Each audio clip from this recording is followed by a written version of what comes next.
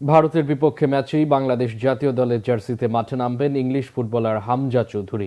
সব ঠিক থাকলে ২৫ মার্চ এই ম্যাচে খেলবেন ইংল্যান্ডের শেফিল্ড ইউনাইটেডের তারকা ফুটবলার। এশিয়ান কাপ বাছাই পর্বে ভারতের বিপক্ষে ম্যাচের জন্য ৩৮ জনের প্রাথমিক দল ঘোষণা করেছে বাফুফে। সেখানে আছেন বাংলাদেশি বংশোদ্ভূত ইংলিশ ফুটবলার হামজা চৌধুরী। এছাড়া ইতালি প্রবাসী ফরওয়ার্ড ফাহমেদুল ইসলাম ও আছেন প্রাথমিক এই দলে। ফাহমেদুল ইতালিয়ান লিগে চতুর্থ বিভাগের ক্লাব ওলবিয়া ক্যালসিও এফসির হয়ে খেলেছেন। ৩৮ জনের মধ্যে বসুন্ধরা কিংসের সর্বাধিক ১৪ জন ফুটবলার রয়েছেন।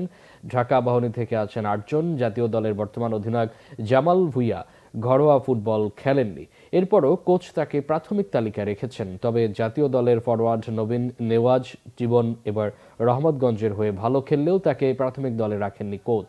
২১ ফেব্রুয়ারি শুরু হবে প্রিমিয়ার লিগের দ্বিতীয় লেগ, আর ২৮ ফেব্রুয়ারি শুরু হওয়ার কথা জাতীয় দলের ক্যাম্প শুরুর সময় প্রাথমিক তালিকায় থাকা কয়েকজন খেলোয়াড় রদবদল হতে পারে, এমন আভাসই দিয়েছে জাতীয় দলের টিম ম্যানেজমেন্ট।